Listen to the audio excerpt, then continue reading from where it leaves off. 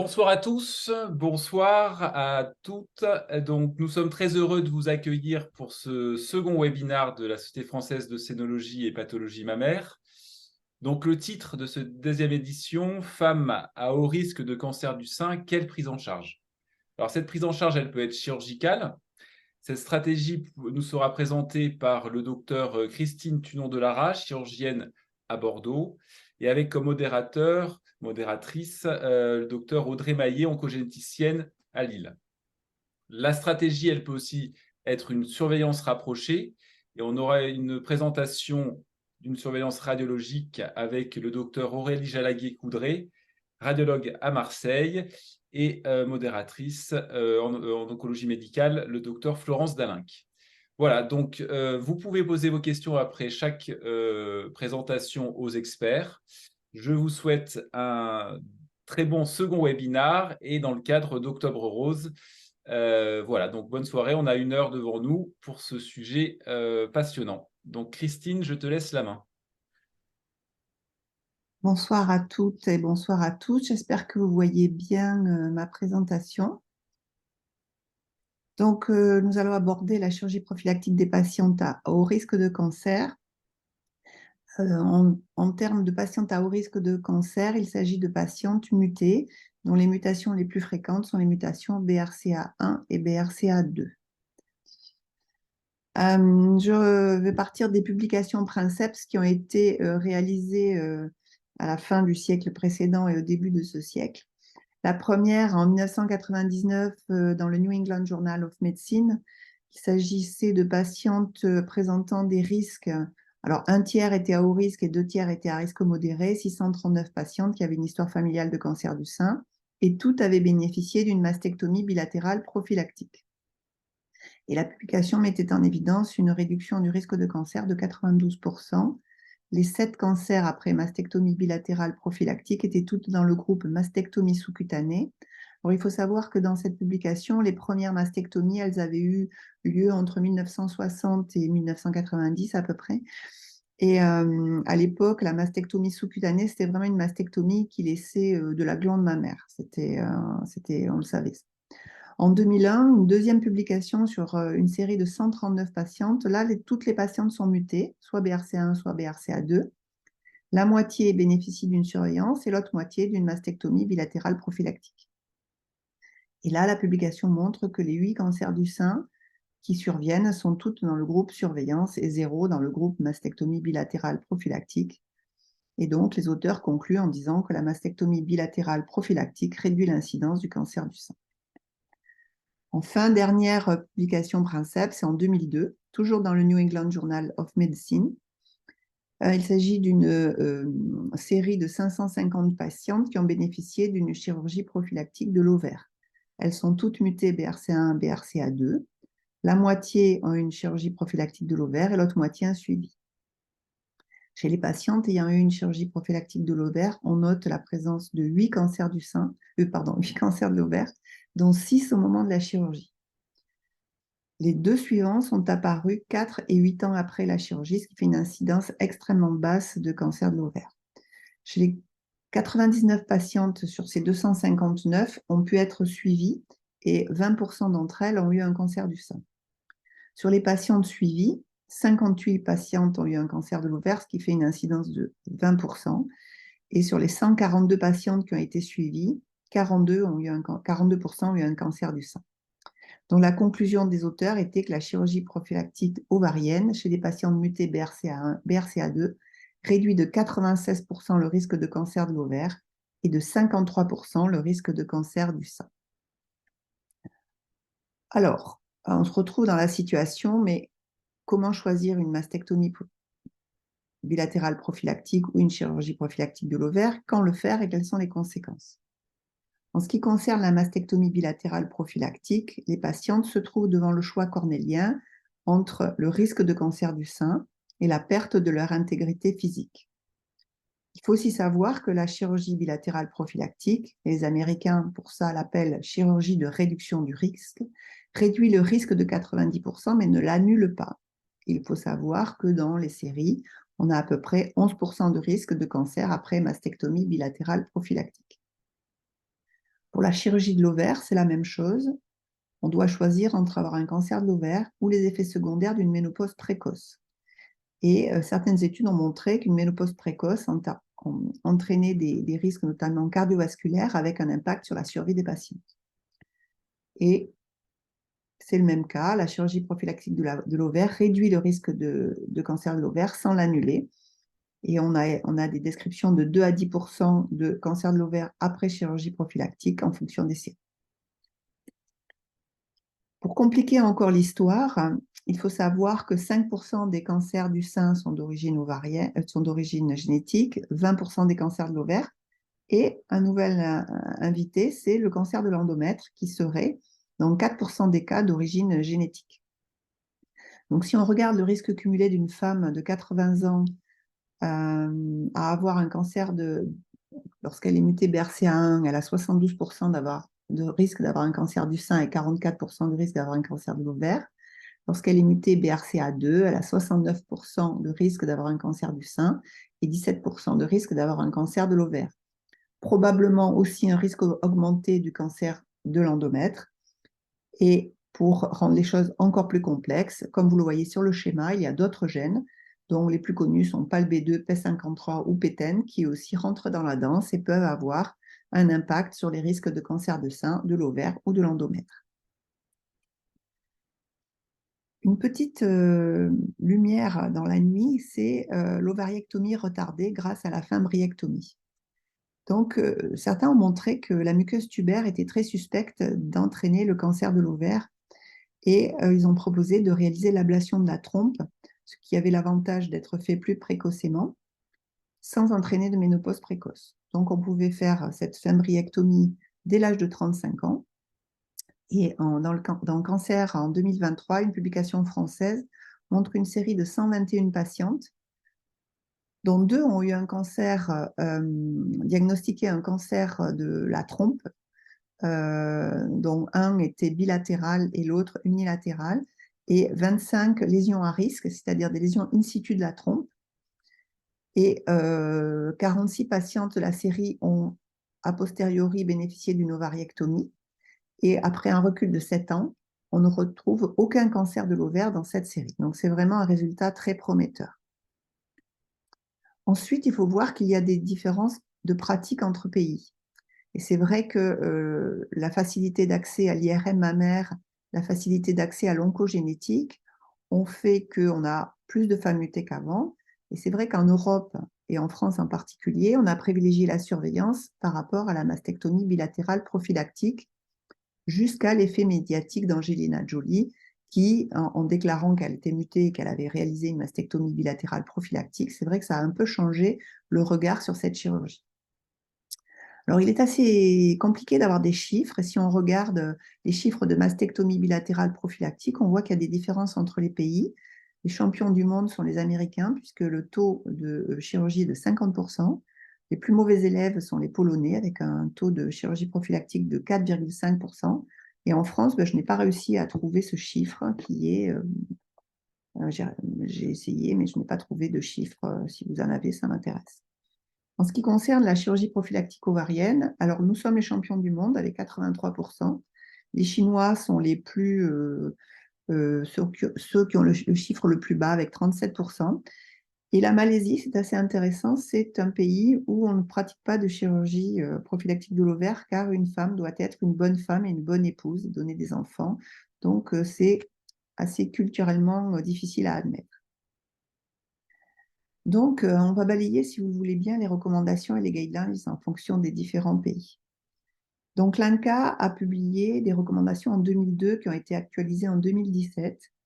Pour les femmes à haut risque, donc les femmes mutées BRCA1, BRCA2, on a 2 cas de figure, soit ce sont des femmes indemnes de tout cancer, soit atteintes d'un cancer du sein. Pour les femmes indemnes, la mastectomie bilatérale prophylactique est la mesure la plus efficace de prévention du risque de cancer du sein.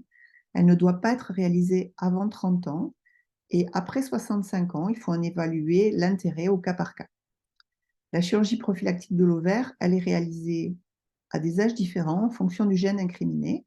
Donc, plus précocement pour BRCA1 vers 40 ans, plus tardivement pour BRCA2 et après 65 ans il faut se poser la question de savoir si ça a vraiment un intérêt chez ces patientes. Pour des patientes qui ont déjà été traitées pour un cancer du sein, se pose la question de la chirurgie contralatérale prophylactique.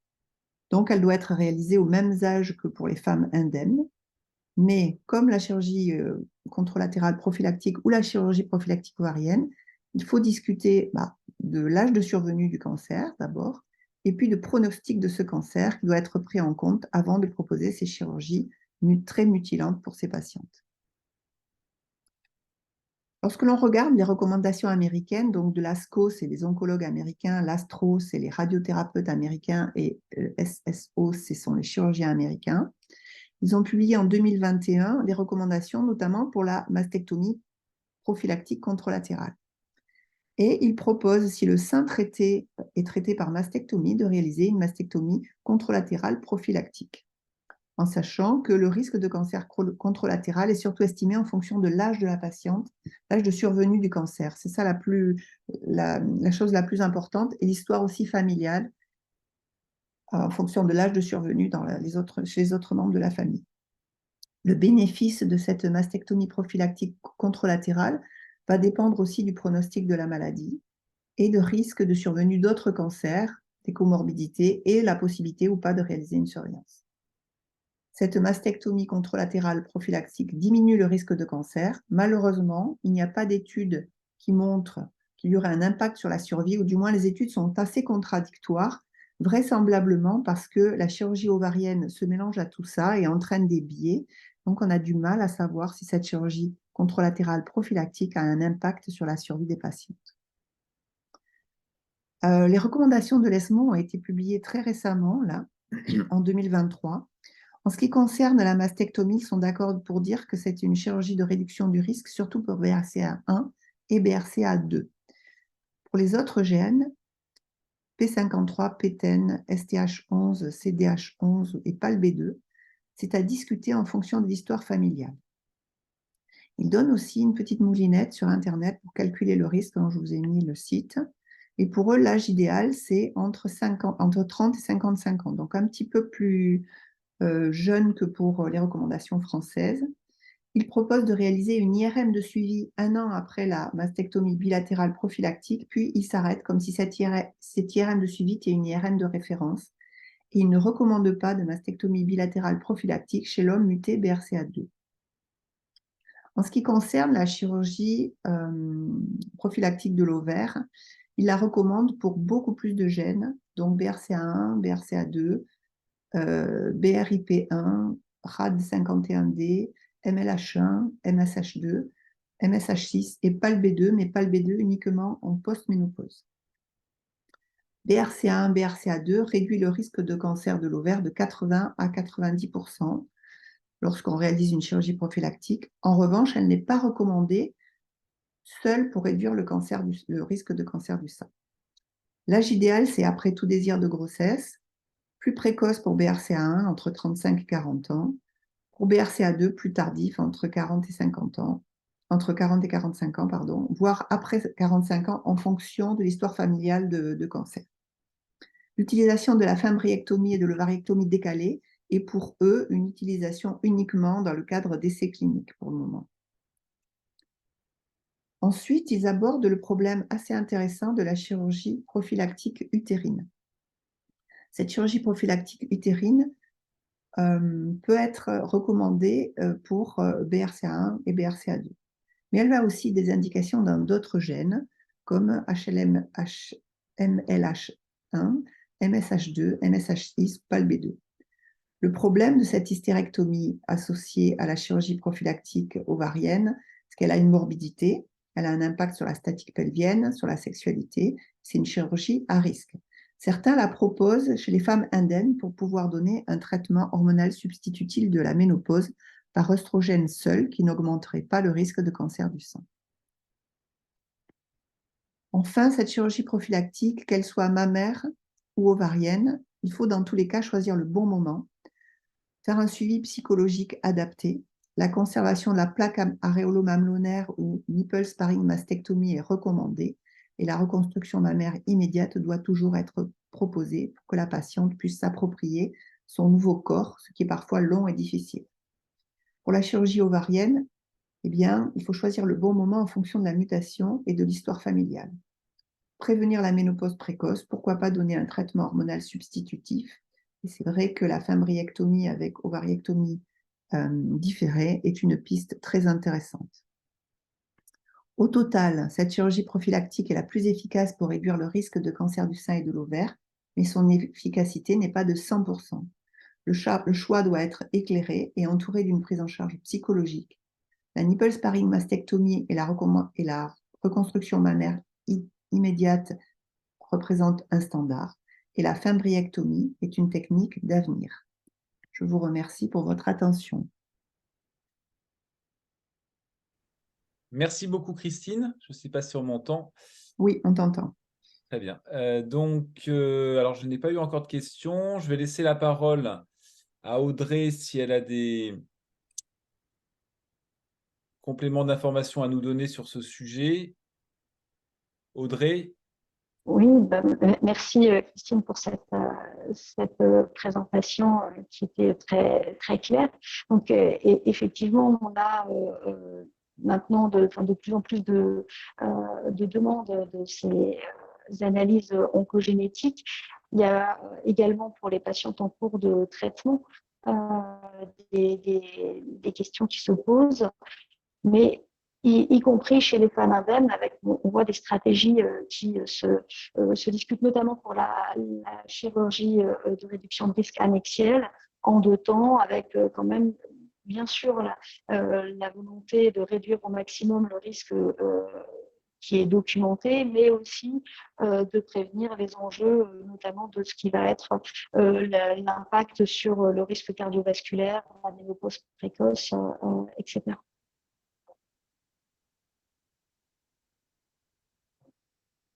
Alors, moi, j'ai une question pour Christine. Donc, merci pour ta présentation. Est-ce qu'il y a un essai en cours concernant la fimbriectomie?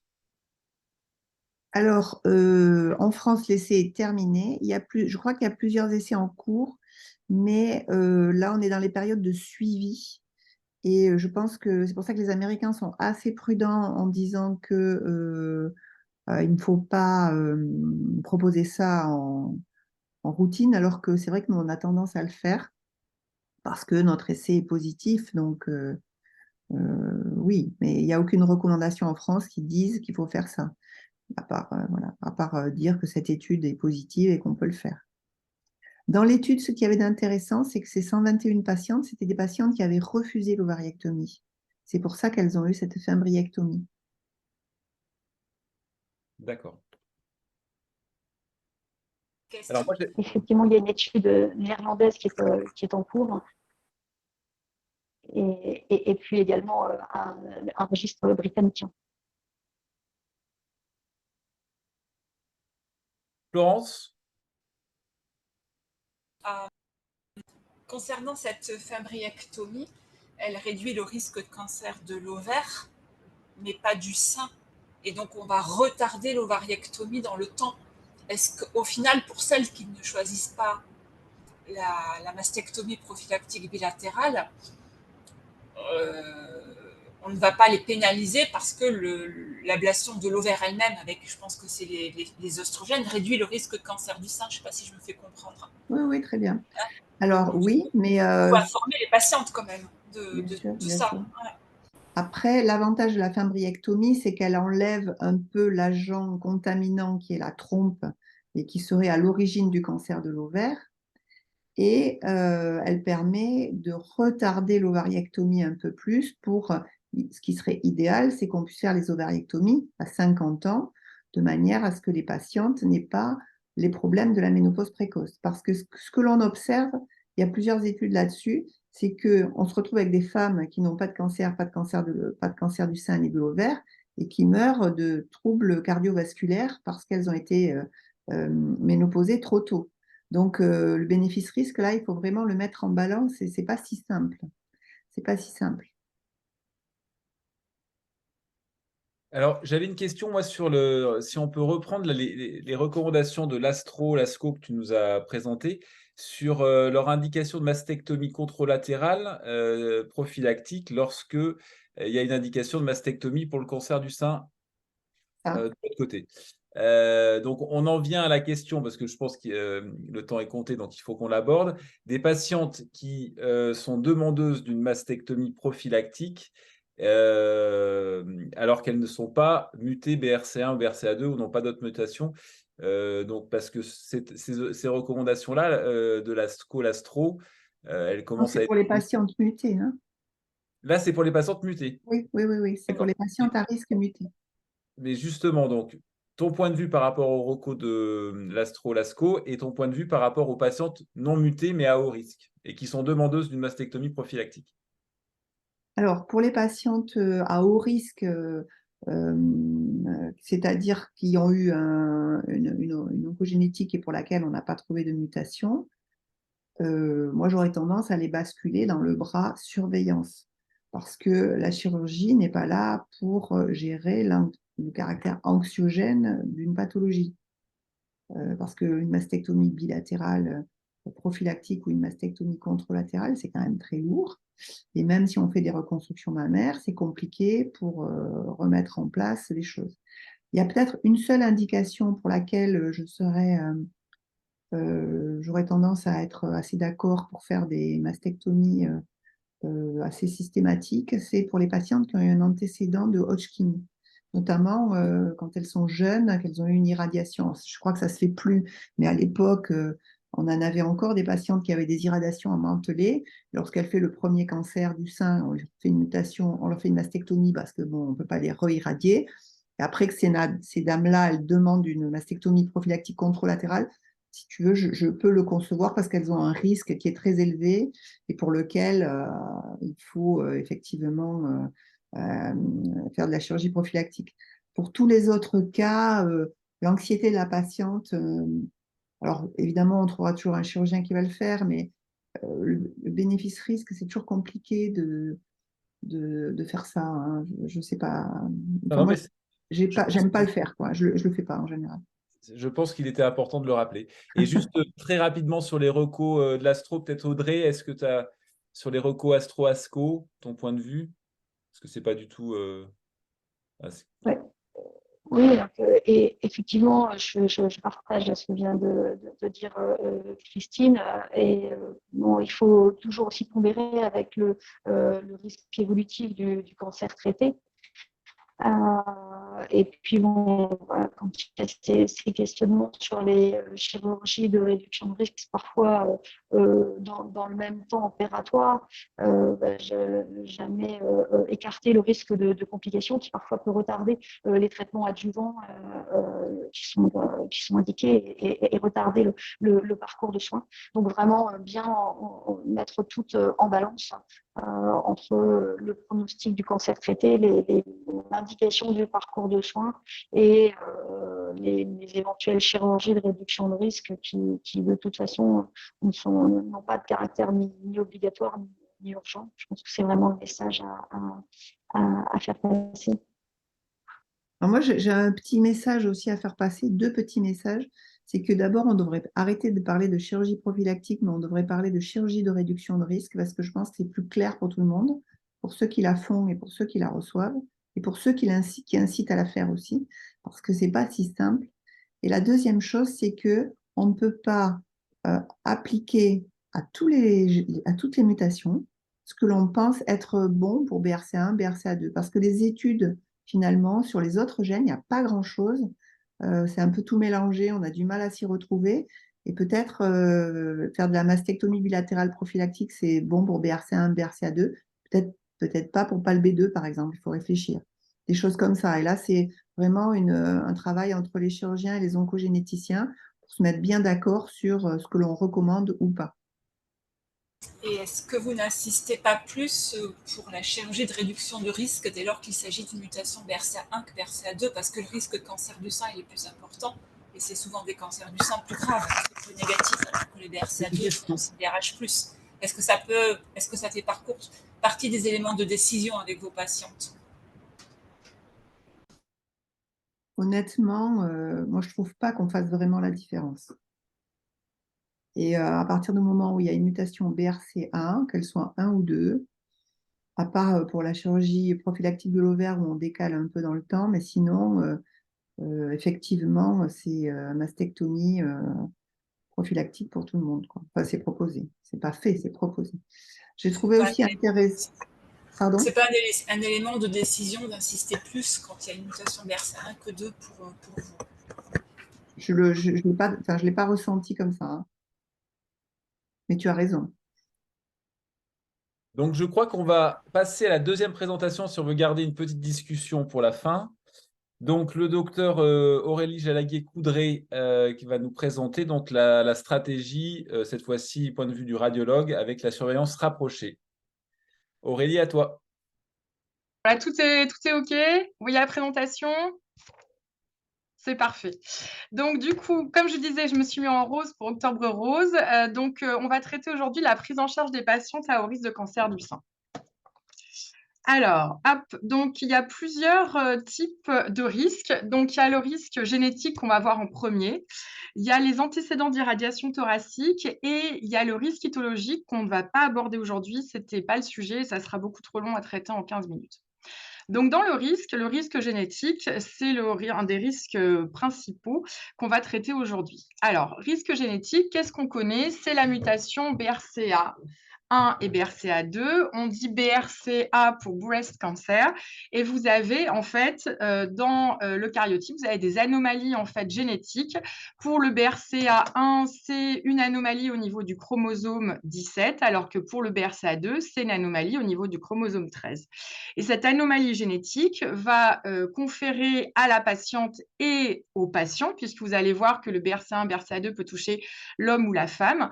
Donc, chez la femme, nous, on connaît bien le cancer du sein et le cancer des annexes, à la fois la trompe et les ovaires, alors que chez l'homme, c'est le cancer de la prostate. Et attention, ce qui est important de savoir aussi, c'est que le BRCA confère aussi des risques de cancer du pancréas et parfois des risques de cancer gastrique, mais ça, c'est encore discuté.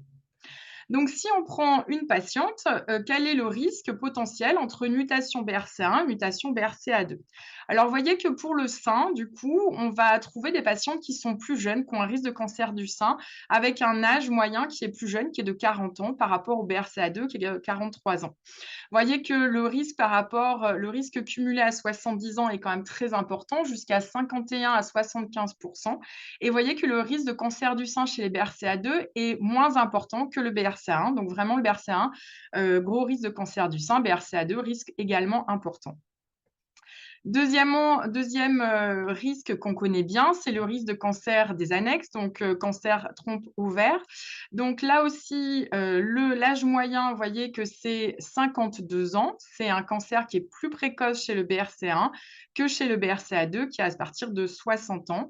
Vous voyez que ce risque est moins important que le risque du cancer du sein, mais quand même bien présent. Et ce qui est intéressant aussi, c'est que ces patientes et ces patients qui ont un risque BRCA1 ou BRCA2 ont un risque de cancer du pancréas. Donc ça, c'est vraiment important de l'intégrer maintenant et de le savoir pour les patientes et pour nous, en fait, en tant que radiologues. Alors, bien sûr, il y a d'autres mutations génétiques. La mutation génétique, donc, vous avez entendu parler récemment et qui, ces dernières années, a émergé dans les comptes rendus des généticiens, c'est la mutation PALB2 qui, elle, va donner plutôt des cancers du sein et qui va donner des hauts risques comme les BRCA1, les BRCA2, pas de cancer d'ovaire, je n'ai pas trouvé dans la littérature. La maladie de Coden, c'est la mutation PTEN, va donner des cancers du sein, mais également des cancers de la thyroïde, de l'endomètre, des mélanomes, cancer du rein, cancer colorectaux. Et ce qui est intéressant, c'est qu'on va voir que finalement, ces mutations PALB2 ou la mutation PTEN, ça va être une surveillance qui va être identique au BRCA pour le sein. L'autre mutation qui est bien connue, qui est rare heureusement, c'est la mutation TP53, c'est ce qu'on appelle le syndrome de l'Ifroménie. C'est des patients qui ont un risque carcinologique extrêmement important, avec, vous avez vu sur le petit schéma, des risques de sarcome, des risques de cancer du sein, des risques de lymphome de leucémie. Ces patients vont être surveillés de façon particulière, donc vont sortir de la surveillance standard avec des IRM manuels corps entier, des IRM cérébrales. Dans le cadre du suivi mammaire, vous avez vu que l'IRM va être beaucoup plus précoce à partir de 20 ans et une mammographie annuelle à partir de 30 ans. On verra quelle est la prise en charge pour les autres mutations génétiques, mais le lymphroménie vraiment reste à part. Après, il y a d'autres mutations qu'on pourra discuter avec la généticienne que je connais très peu. En tout cas, j'en ai quasiment jamais entendu parler, notamment dans les comptes rendus des généticiens. Donc vraiment, les mutations actuellement les plus fréquentes qu'il faut que vous connaissiez, c'est BRCA1, BRCA2, PALB2, on l'entend fréquemment, maladie de Coden et la maladie de Lief-Khomeini. Donc ça, c'est le risque génétique. Dans les autres risques, c'est le risque d'antécédents d'irradiation thoracique, on en a parlé. Les patientes qui ont un antécédent de lymphome hodgkinien avec l'irradiation thoracique, la radiothérapie qui a été réalisée en Mantelet, ces patientes ont un risque de cancer du sein qui est identique à une mutation qui est mutée, porteuse de la mutation BRCA1 ou BRCA2. Donc ces patientes qui ont un antécédent d'irradiation en Mantelet doivent être prises en charge du point de vue de la surveillance radiologique comme des patients qui ont une mutation génétique. Alors, quelle est cette surveillance que l'on va appliquer aux patientes qui ont une mutation BRCA ou les autres mutations qu'on a vues qui sont équivalentes au BRCA?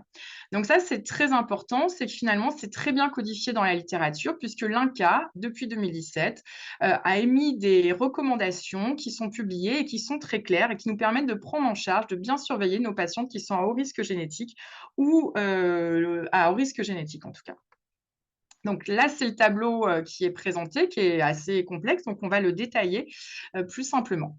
Alors, premièrement, les patientes qui sont mutées BRCA, que nous disent les recommandations, quand elles sont indemnes, on va dépister le cancer du sein. Alors, qu'est-ce qui est important pour nous radiologues? C'est qu'avant 30 ans, on va ne pas faire d'examen d'imagerie. L'examen clinique va être réalisé une fois par an. Entre 30 et 65 ans, on va réaliser l'examen clinique.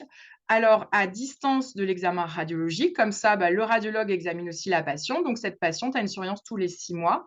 Donc, l'examen clinique annuel, l'IRM annuel de 30 à 65 ans est obligatoire pour les patients de BRCA.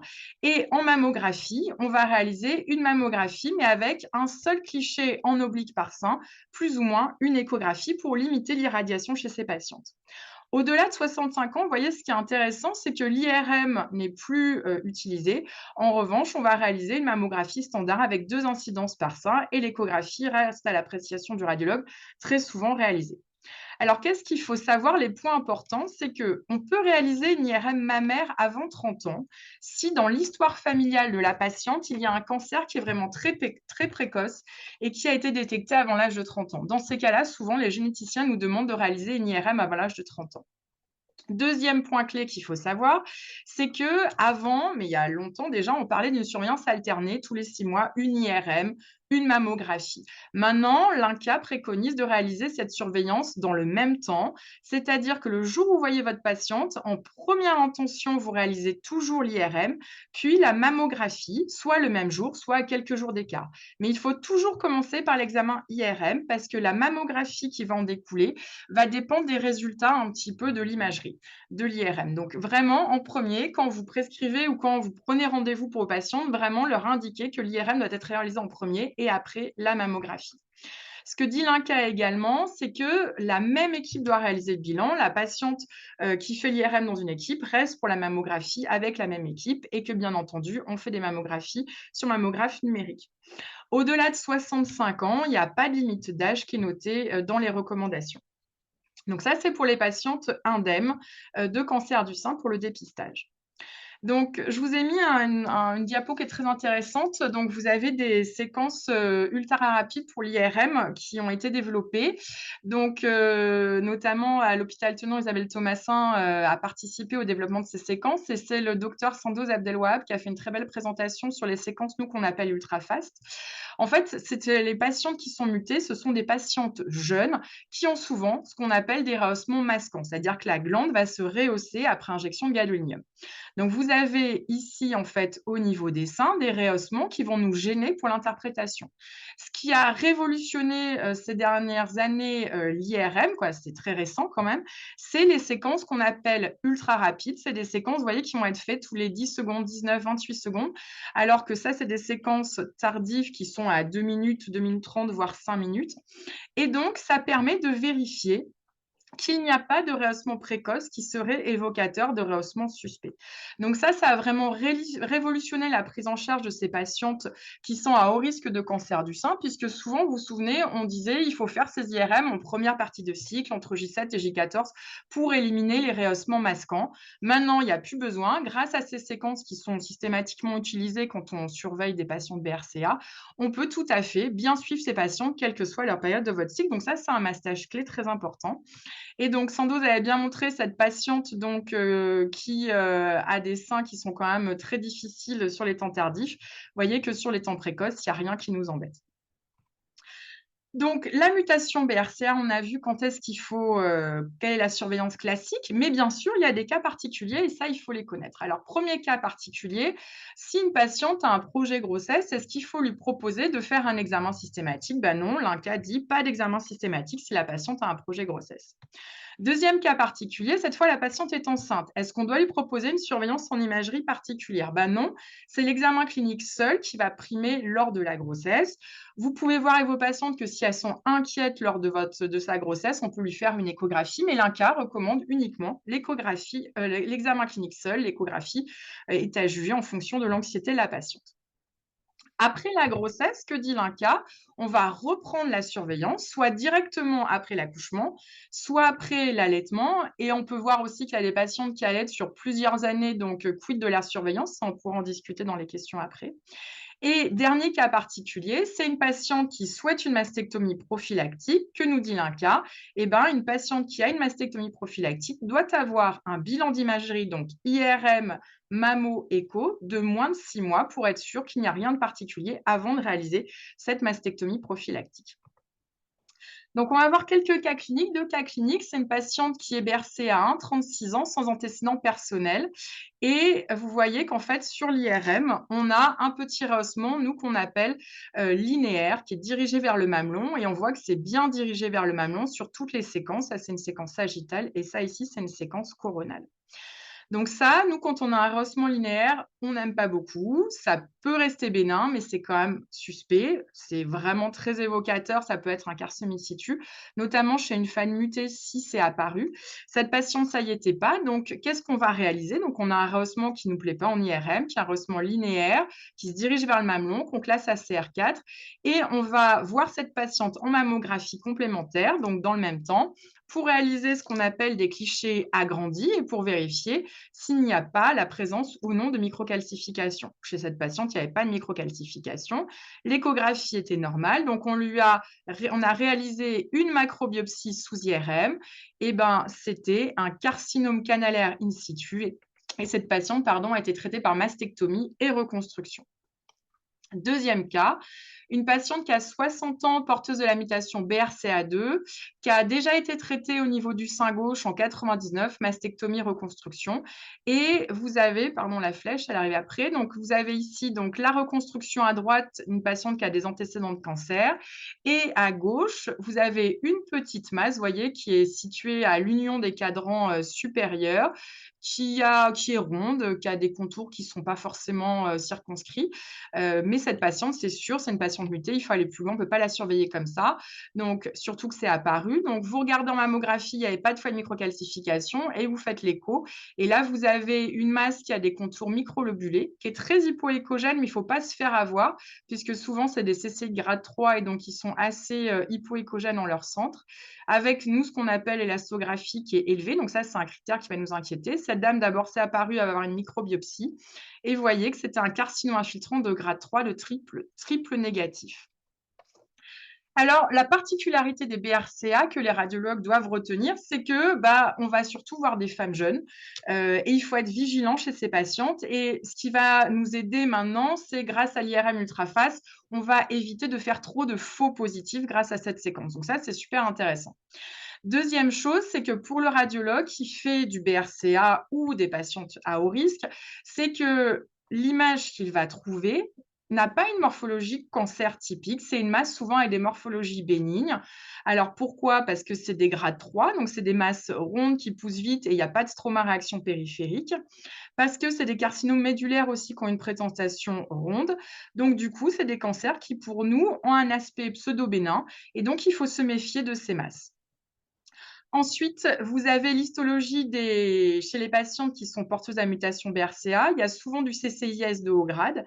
Mais ce qui est intéressant, c'est qu'à l'inverse des patientes standards, c'est que le CCIS de haut grade ou le CCIS standard ne va pas se voir forcément en mammographie, mais beaucoup en IRM. C'est pour ça que ces patientes sont dépistées en IRM parce qu'elles n'ont pas forcément de traduction à la mammographie. Donc ça, c'était pour la surveillance d'une patiente indemne de cancer du sein, sa surveillance au niveau du sein, qu'est-ce qu'on fait? Deuxièmement, ces patientes qui sont indemnes, vous savez qu'elles ont un risque de cancer des annexes, qu'est-ce qu'on leur propose comme surveillance? Eh bien, il y a quelques années, on faisait une échographie systématique, on a vu qu'il n'y avait pas de bénéfice, donc que nous dit l'INCa? Il faut juste réaliser un examen gynécologique annuel, une fois par an, examen clinique.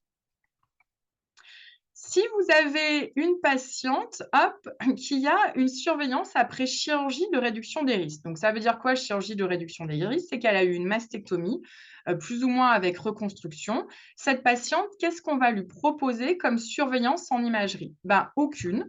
Cette patiente, elle va avoir un examen clinique seul, c'est ce que nous dit l'INCa. Parfois, les cliniciens proposent de réaliser une surveillance échographique, c'est plus pour la surveillance des prothèses, quand il y a des prothèses. Mais ça, c'est pas noté dans la littérature. Ce qui est noté dans l'INCa, c'est vraiment une patiente qui a une mastectomie bilatérale de réduction de risque, c'est l'examen clinique seul. Pour les patientes qui ont eu un antécédent, donc muté BRCA, et qui ont un antécédent de cancer du sein. Alors, la surveillance va être différente par rapport à une patiente qui est indemne. La limite, c'est 65 ans, c'est-à-dire une patiente qui a eu un cancer du sein, qui est BRCA, on va lui proposer de faire l'examen clinique, l'IRM, et voyez, par rapport à une patiente indemne, on va lui proposer de faire 2 incidences par sein. Alors, pourquoi? Parce que ces patientes, elles ont eu en fait déjà de la radiothérapie au niveau du sein traité, et du coup que la mammographie, ça va nous aider de réaliser 2 incidences.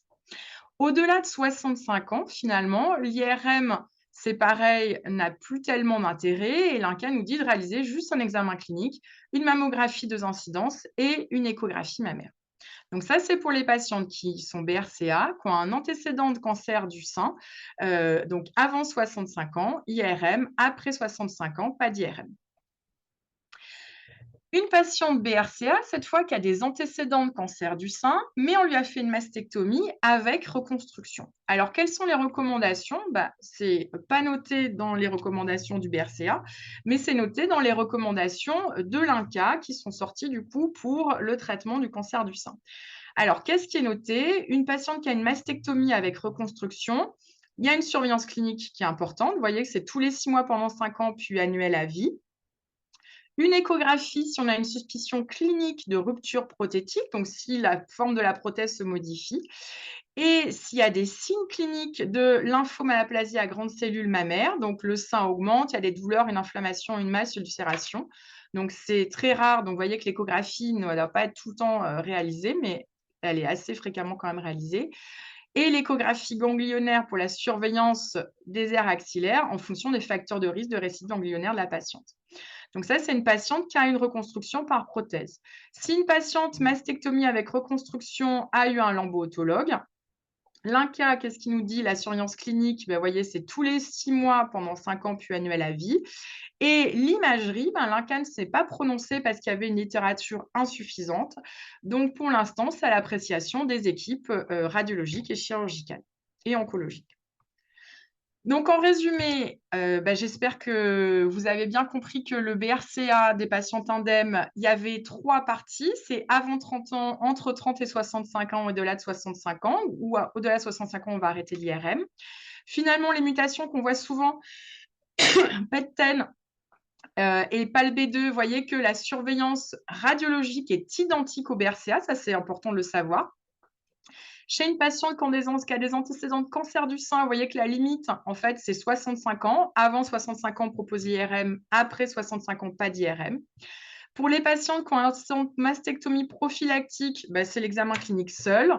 À discuter avec la patiente si l'échographie, ça la rassure, mais normalement, l'INCa demande juste un examen clinique seul.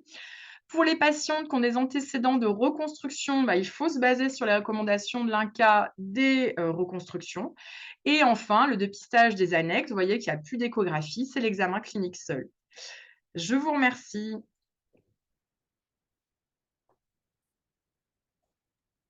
J'ai fini. Merci beaucoup Aurélie.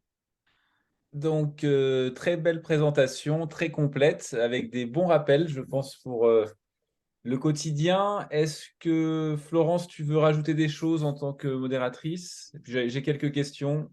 C'était N'hésitez pas à parfait, poser vos questions Aurélie. d'ailleurs, hein. C'était parfait, Aurélie, très clair, très didactique et aux couleurs d'Octobre Rose, donc c'était très bien. Peut-être Antoine, si les orateurs ont des questions, sinon je Alors, poserai. j'avais une question là sur Internet. Donc, c'est un rappel. C'est pourquoi l'IRM mammaire avant la mammographie, Aurélie?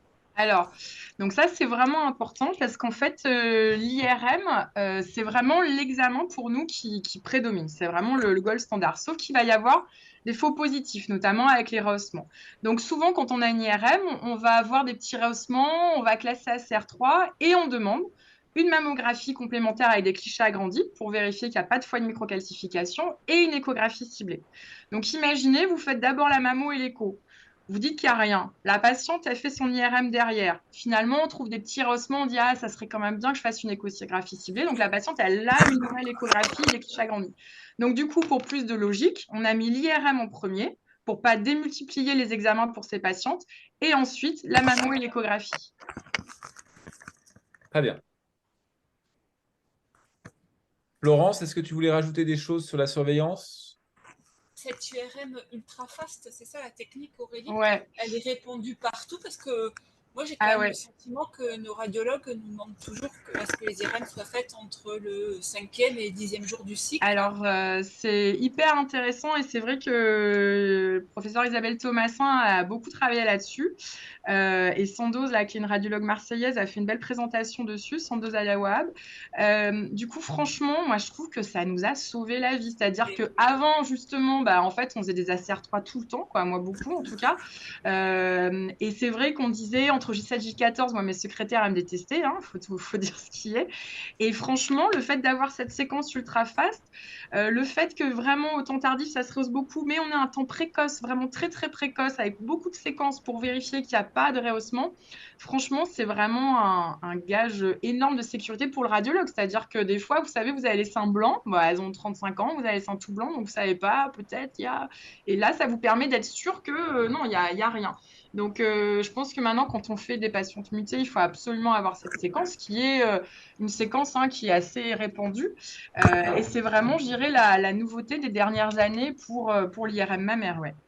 Ça va générer moins de stress chez les patients parce que souvent il faut les Exactement. Ouais. Et recontrôler à 3 pour le mois. radiologue aussi, moins de stress. Et passé 65 ans, donc il n'y a plus d'IRM recommandé. Est-ce que c'est parce que on voit mieux le sein sur la mammo ou est-ce que c'est parce que le risque d'avoir un cancer diminue? Peut-être que Audrey peut aider. Ouais, ça, je pense que peut-être la généticienne peut en parler, mais sinon, je répondrai. Parce que Mais je me je dis que pense si le risque de qu'effectivement, cancer du sein est moindre, peut-être que le rapport bénéfice-risque à envisager des chirurgies mammaires de réduction sont moins intéressantes passé 65 ans qu'avant. Tu vois, ça pourra revenir c'est pour sur ça que c'est un âge charnière, mais c'est vrai que dans certains cas, les radiologues peuvent nous amener aussi à poursuivre en fonction aussi de on va dire, la lisibilité de la mammographie. Effectivement, 65 ans, c'est quand, voilà, c'est vraiment l'âge charnière pour réévaluer les modalités de surveillance par imagerie et pour les éventuelles questions de chirurgie de réduction de risque. Et c'est vrai que, comme tu dis, c'est vrai qu'il y a des patientes à 65 ans qui ont un sein hyper dense, densité type C.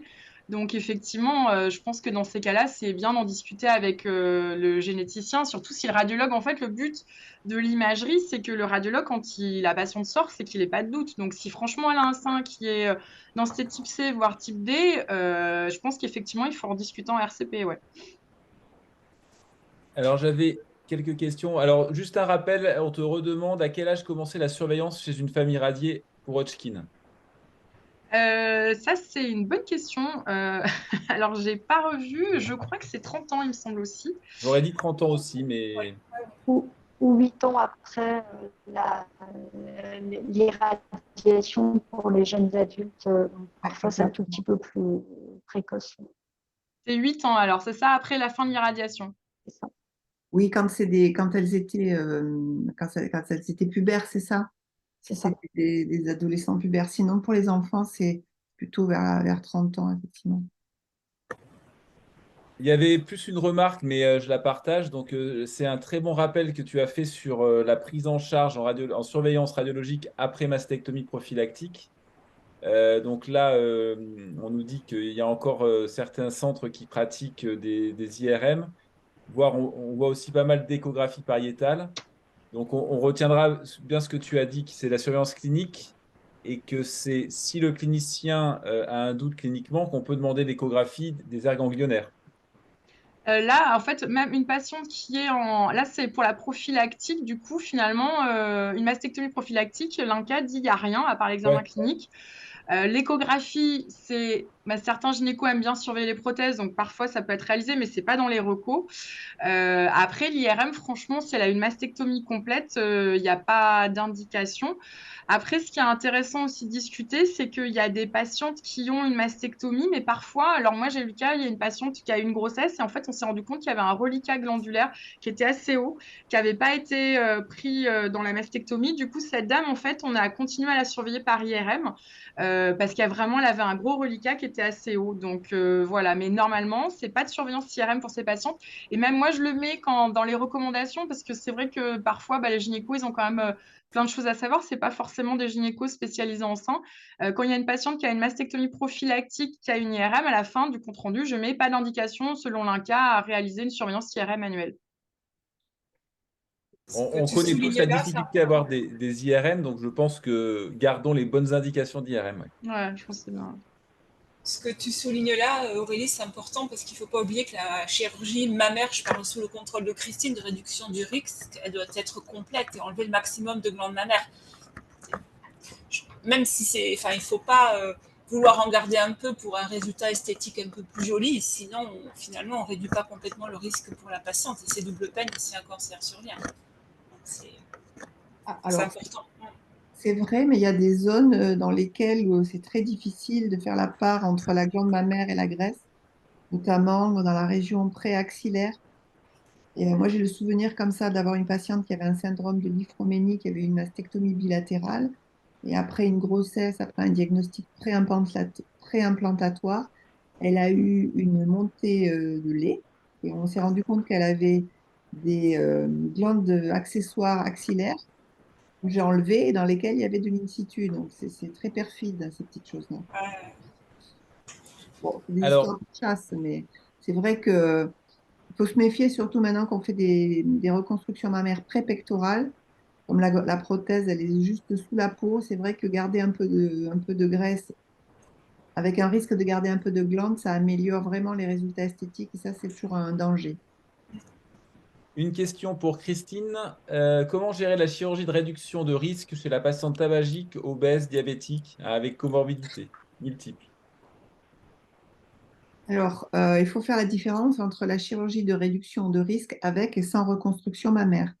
Pour faire des mastectomies bilatérales sans reconstruction mammaire, après tout, si on prend des précautions, qu'elles soient obèses, tabagiques et diabétiques, on va y arriver. Faut se dire qu'on va avoir des petits retards de cicatrisation, etc. Ce qui est suicidaire dans ce cas-là, c'est de faire une reconstruction mammaire.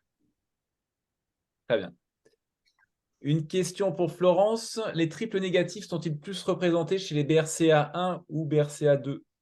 Alors, sous le contrôle de Audrey, c'est BRCA1, puisque à peu près, quand les femmes ont une mutation BRCA1, je crois qu'elles font dans 80% des cas des cancers du sein triple négatifs, alors que pour les BRCA2, on va trouver tout type de cancer. Et les jeunes, les jeunes TP53 font un peu plus, par contre, de cancer du sein HER2 positif pour aller jusqu'au bout. Tout à fait. Et d'ailleurs, en parlant des liphoménies, tu as beaucoup de surveillance, Aurélie, d'IRM corps entier pour des liphoménies? Ouais, non. Alors, moi, je trouve que le liphoménie, c'est assez rare, heureusement, parce que c'est quand même assez triste hein, Oui. comme syndrome. Je dirais que je pense que, alors après, sous contrôle de mes oncogénéticiens, mais je pense qu'au centre, on doit avoir 10 personnes. par an à surveiller, donc c'est pas énorme en fait, hein. Audrey, tu confirmes? Oui, c'est ça, tout à fait. On est vraiment sur euh, une- un nombre de patients qui est vraiment très, très limité. Donc, c'est pareil, on doit avoir une vingtaine de familles. Donc, ça reste effectivement rare. Et ce sont plutôt des patients donc, qui font des cancers du sein très précoces, avant 30 ans, parfois même avant 25 ans, et plutôt surexprimant HER. Alors moi, j'avais une question justement pour Audrey. Parce que, en fait, ce qui est dur, nous, quand on est radiologue, c'est que, bah, il y a pas de mutation génétique trouvée. Il y a une histoire familiale hyper évocatrice, la mère, la sœur, donc possiblement, il y a une mutation génétique qu'on n'a pas encore identifiée, hein, parce que, bah, moi, quand j'étais interne chez Bioclinique, il y en avait qui n'existaient pas, hein. Et du coup, ces patientes-là, vous, comment vous appréhendez, le risque? Est-ce que vous faites des IRM en systématique? Vous calculez à partir d'un certain risque, vous dites IRM? Alors, effectivement, quand c'est comme ça, on essaye enfin, on regarde s'il y a des explorations oncogénétiques qui ont été faites au niveau familial et après, on fait une estimation personnalisée du risque en fonction des données personnelles et familiales pour évaluer leur risque comparativement à la population générale. Est-ce qu'on les considère comme la population générale? On les met dans le dépistage organisé. Est-ce qu'on les considère à risque élevé et on fait plutôt mammo annuel à partir de 40 ans jusqu'à 50, ou est-ce qu'on les considère à risque très élevé et là, finalement, on leur propose la surveillance équivalente aux femmes mutées. Et donc ça, c'est à partir de l'estimation qu'on fait sur les données personnelles et familiales et aussi sur les clichés éventuels déjà de mammo, comme on disait, la visibilité de la mammographie, la densité, etc. Très bien. Merci. Alors, il nous reste quelques minutes. Peut-être aborder la surveillance par rapport à l'ovaire. En fait, tu nous as dit que là aussi, c'est une surveillance qui est clinique. Ouais, bah, ce qui est intéressant, c'est que ça évolue bien parce que moi, quand j'étais interne, on faisait, des échographies pelviennes pour toutes les patientes qui étaient mutées. Le CA Heu 125 aussi, on voit passer. Ouais, voilà et du coup, c'est vrai que depuis les recommandations de l'INCa, je trouve que ça a bien simplifié aussi la surveillance pour les patientes. Et puis la chirurgie prophylactique, comme disait Christine, quand même, je trouve qu'elle est quand même assez pratiquée et ça, c'est vraiment important, je trouve, pour les patientes d'y accéder parce que c'est vrai qu'il y a des patientes après qui auraient pu vraiment éviter un cancer de l'ovaire, surtout que bon, je dirais les ovaires, c'est pas pareil que les seins. Quand on est ménopausé, ça sert moins quand même. Donc c'est vrai que ça, je trouve que c'est important l'ovariectomie, prophylactique, ça, c'est vraiment important. Après, nous, effectivement, depuis, on fait plus d'écho pelvienne pour les BRCA, voilà. Christine, tu confirmes? Oui, oui, je suis d'accord avec Aurélie. Enfin, moi, je pense que cette fimbriectomie, là, ça va vraiment nous aider à protéger des patientes sans les ménopauser, quoi, parce que ça, c'est vraiment Oui. la double peine, hein, je trouve. Après, j'ai une question peut-être pour finir, mais c'est la surveillance de ces patientes quand elles sortent du circuit des chirurgiens cancérologues, des radiothérapeutes. Après, qui fait le suivi? Donc, je parle plutôt des patientes mutées avec cancer. Qui fait le suivi de ces patientes-là? C'est les gynécologues, mais on sait la difficulté d'avoir un suivi gynécologique à l'heure actuelle. Ça peut aussi poser problème, parce qu'on parlait de l'IRM mammaire jusqu'à l'âge de 65 ans. Je ne sais pas qui Euh, veut répondre, je peut-être sais pas Audrey. si, Audrey, tu veux répondre, parce que c'est vrai qu'il y a les oncogénéticiens organisent un peu la surveillance aussi, avec des livrets qu'ils donnent aux patients qui en voient plus forcément, mais je sais pas s'il y a des choses. Oui, je disais qu'il y a des réseaux de suivi donc, répartis sur le territoire national en lien avec les consultations oncogénétiques pour poser donc, à ces patientes les indemnes, mais également les patientes en post-traitement. Très bien, donc merci à tous. Il est 19h01. Je n'ai plus de 20h01. 20h01. J'ai pas vu le Et temps donc, c'est passer. l'heure d'aller manger. Donc, merci à tous pour ce second webinar. Vive Octobre Rose et à très bientôt. Et donc, il y aura un troisième webinar. Et je pense que ça sera en début d'année 2024. À très bientôt et merci pour votre Merci. présence. Merci. Bonne Merci. soirée à Au tous. revoir. Au revoir.